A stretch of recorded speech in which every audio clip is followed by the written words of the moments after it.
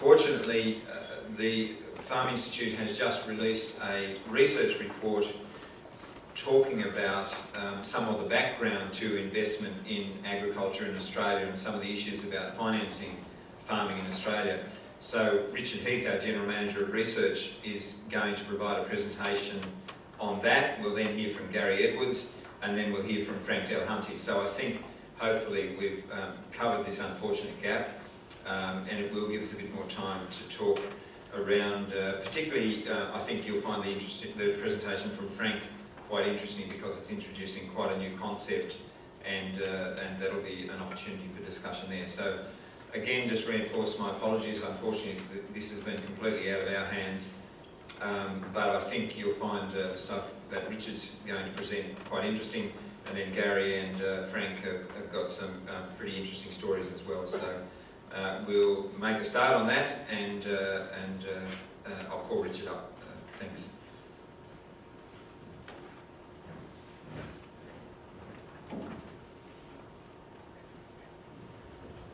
Thanks, Mick.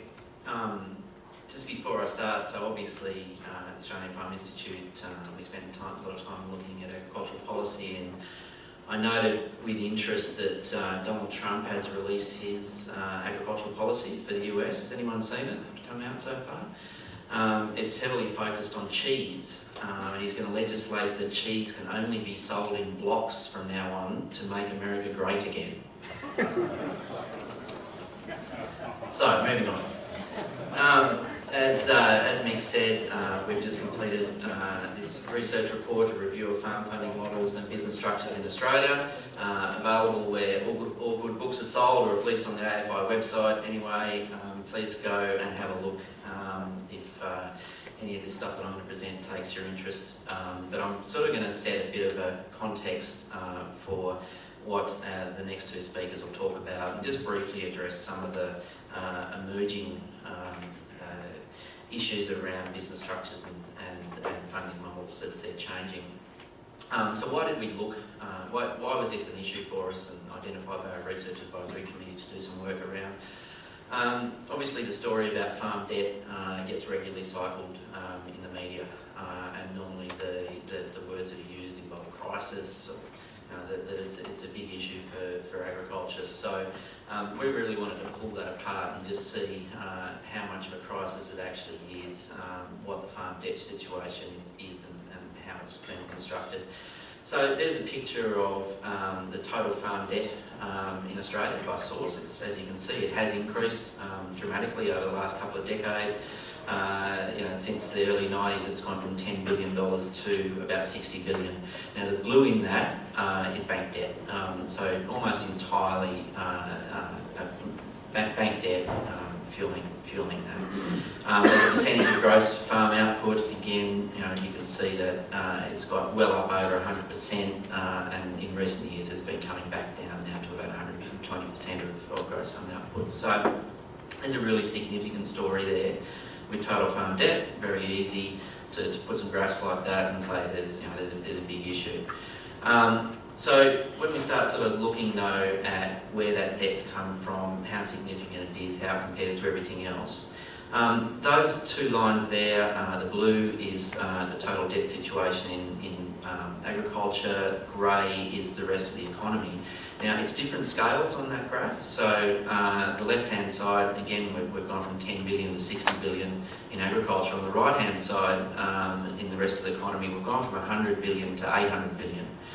So agriculture has actually, with a six-fold increase, been slightly less than the rest of the economy in terms of that total debt build-up. Where's the debt been going to? Because obviously not all debt's bad debt necessarily. If you're using debt strategically to grow businesses and expand, it can be a very positive thing. If you're using it just to keep yourself in business and for working capital, obviously not so good. And you can see there has been debt going towards working capital, but by far the biggest increase has been in land purchases. And the result of that, as you can see, that in almost every sector, the total number of farms has decreased. The only increase has been in beef farms, and that's really because that's where we're seeing the tree changes, the hobby farmers, the people moving out of cities on the farms, and that's sort of represented by the fact that I think out of 17,000 odd beef farms, more than 15,000 of those have less than $500,000 turnover. So in terms of where all the production's happening,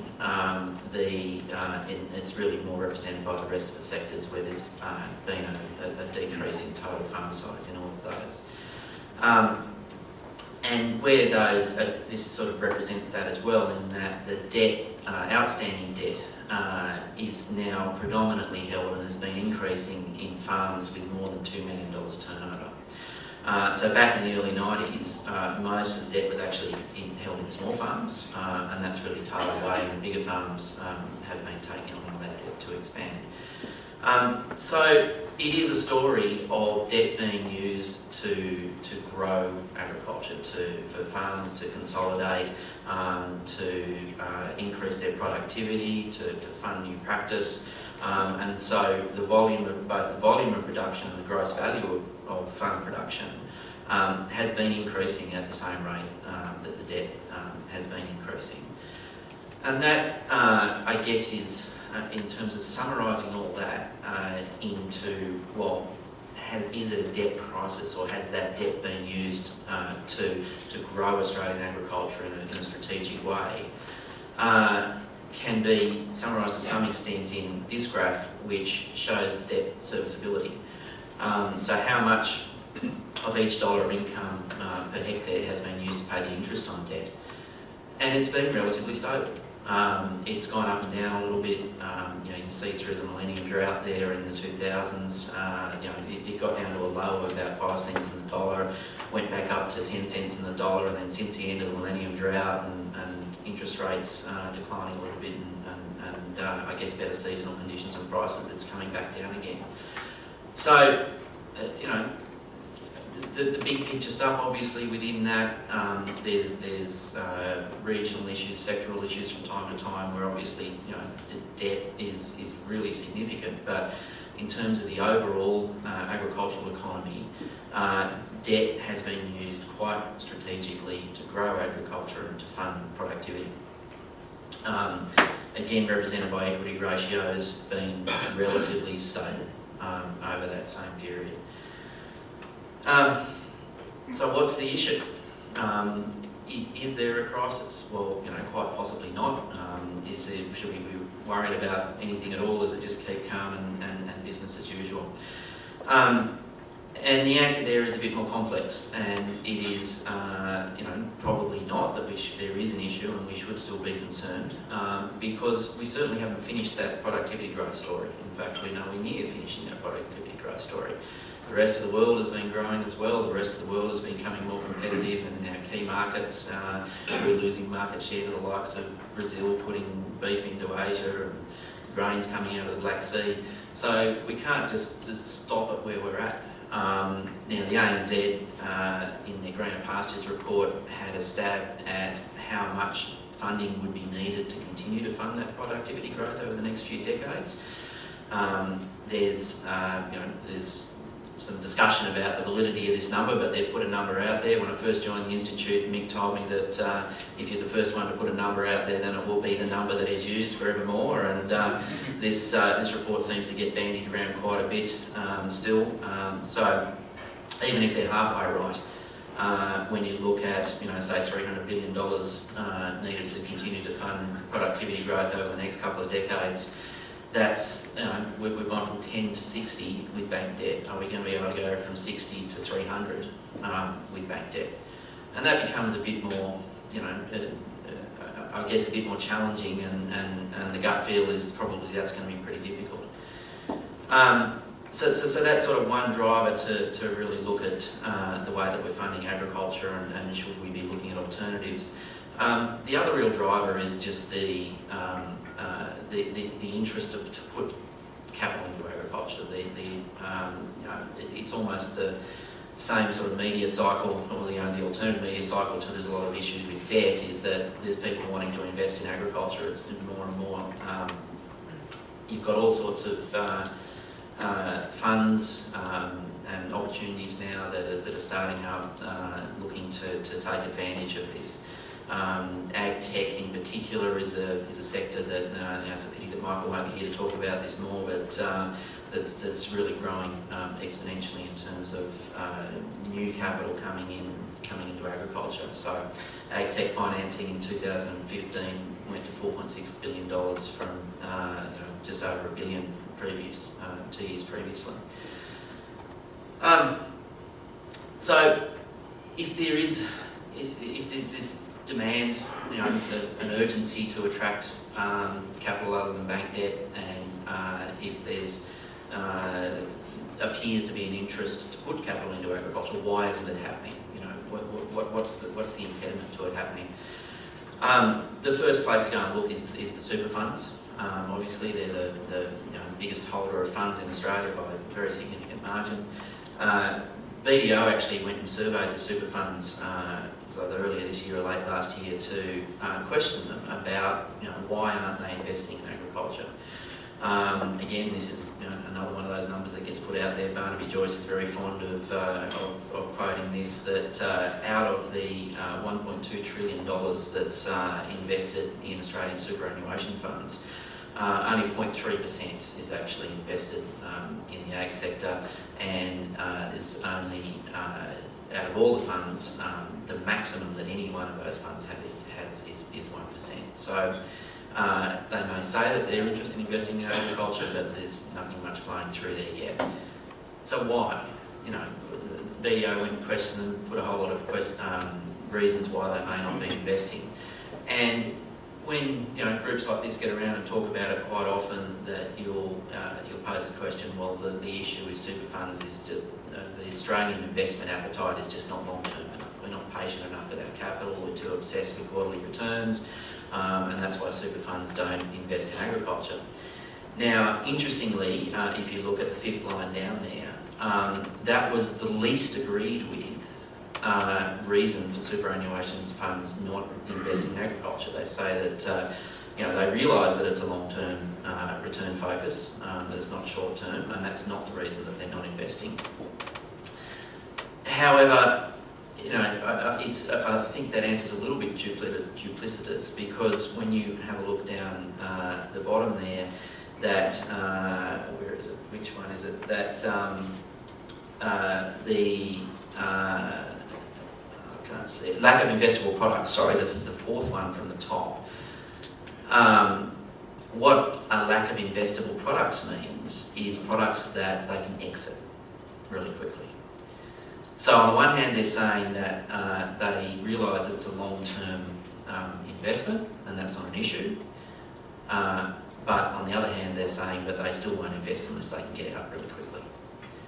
So that's a big conflict, and something that really the agriculture community needs to work out how to manage if we're going to attract superannuation capital in particular, but outside equity more generally.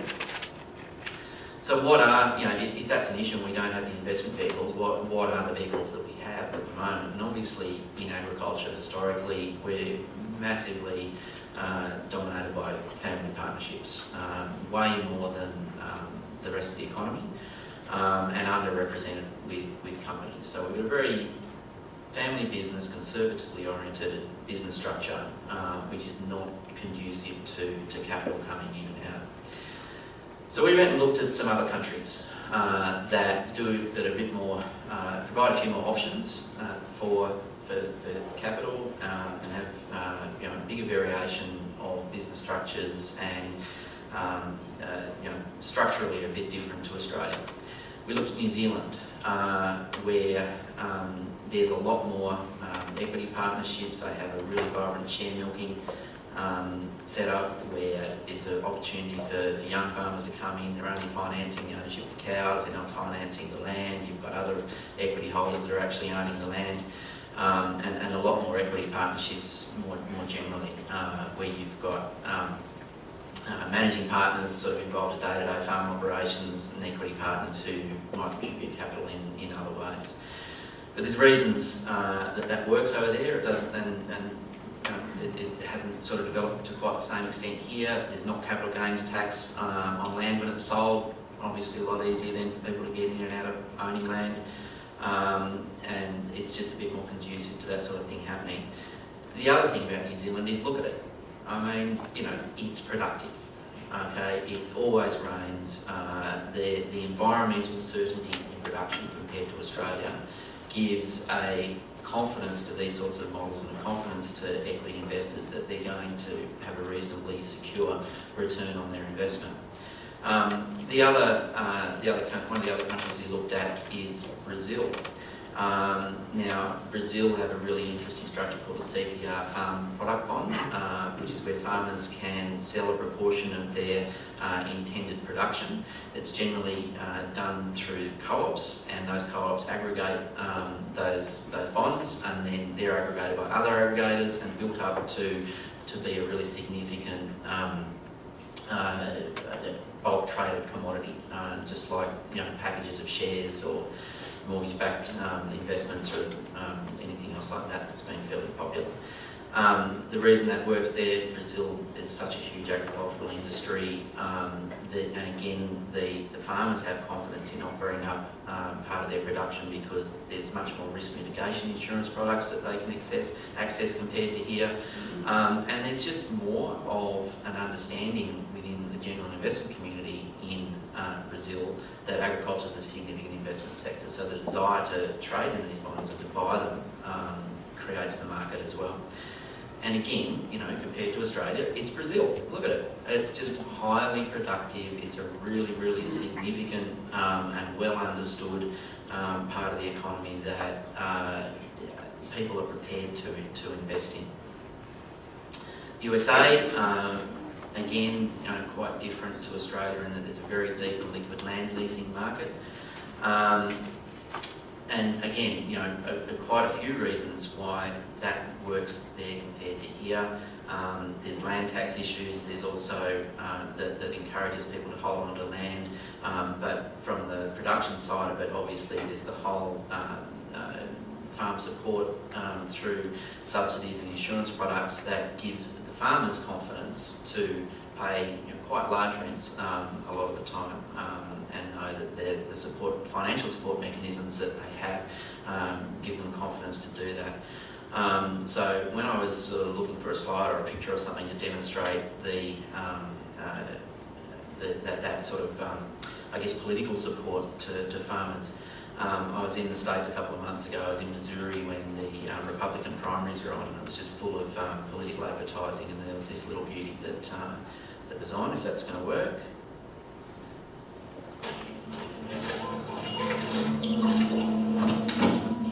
在踏入我的农场真是太好了。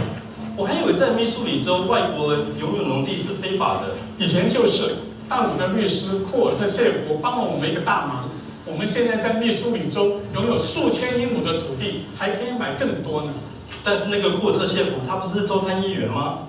是的，他确实是。Tell Kurt Schaefer, stop helping the Chinese buy our farms. So, I mean, we think we have some interesting media from time to time here on foreign ownership. It's nothing. That sort of politics is mainstream. It's prime time. Support for farmers through the political system is not going to go away. So again, there's a financial security that comes through all of that leads to investment products. What do we have in Australia to compete with that? It's a land of drought and flooding rain. We don't have the environmental certainty, and we certainly don't have the government support to provide any financial security. So there's a reason that we've developed quite conservative funding models and business structures. Having a good, healthy balance sheet with plenty of spare borrowing capacity. That's how you get around these sorts of things. That's how you can fund 3 years of drought, before you get a couple of good seasons. We haven't sort of evolved this position where we've got a lack of entrepreneurial products compared to other countries just because we're not entrepreneurial. It's just a completely different set of circumstances, I think, that when we start comparing ourselves to other countries. Having said that, it doesn't mean that we shouldn't be looking. There is this sense of urgency that bank debt is not going to be sustainable forever. We've got historically low interest rates. It's not going to stay like that forever. We're in a relatively good cycle at the moment in terms of commodity prices, seasonal conditions. That can all turn around. A total reliance on bank debt is not desirable. So there is a desire, a need to look at alternatives. Crowdfunding, obviously in the wider economy, particularly in the tech sector, getting a huge amount of coverage is a way of just getting capital from everyone. $1 from 1 million people is easier to get than $1 million from one person. So there is now, most crowdfunding efforts have been not equity or finance related. They've been more sort of with no expectation of return as such. You just give money and you might get a product or something at the end of it. But more and more there's actual equity crowdfunding platforms that are starting up where you buy, you put money in to buy a piece of a business and expect some sort of return out of it. Unfortunately, as with most things that are new, the government tends to try and regulate it as quickly as they can. Particularly when it's growing really quickly. So equity-based crowdfunding has grown 140% from 2009 to 2012. The government, unfortunately, has come in and regulated that in a way which makes it almost unusable in terms of broad-scale agriculture. So you have to have less than $5 million in assets, you have to be a public unlisted company, and every investor is treated as a separate shareholder. Still, I think a really useful product for small niche agribusinesses, that sort of if you've grown a few heritage pigs or something like that, then I think it could be quite an attractive platform. But for someone that's trying to buy another 10,000 hectares of wildwood, don't really see it working there the way that they work at the moment. Real estate investment trusts. Obviously a very checkered history with the managed investment schemes of a couple of decades ago. Now this is where there's been some regulation perhaps that could be a bit more beneficial, and a lot of the reason that those real estate investment trusts failed was that they were unstable, which means that the income producing activity attached to the land was a separate business to the land itself. And so when the taxation considerations that were attached to the land ownership were changed and the business model that was pinned to it was found to be unsustainable, they all fell over. So the government regulated now that the unstable real estate investment trusts are no longer allowed, that the business operating on the land has to be attached to the land essentially as one investment. The really attractive thing about real estate investment trusts is that they are a vehicle that can be equally attractive to retail or institutional investors. It doesn't matter to some extent how much money that you put into them, and that's a very difficult thing to come up with. A lot of the institutional investments, they're looking for extremely large parcels of capital to place $200-300 million or more. And obviously the sorts of structures that are going to develop around that are not going to be attractive to the average mum and dad retail investor. These sorts of products are one that might suit both purposes. Just joint ventures, collaborative farming type things. It's not necessarily lending arrangement, but just in terms of using capital more efficiently. John Gladigo with collaborative farming has been getting a lot of interest in this model. He travels all around the world speaking about this now.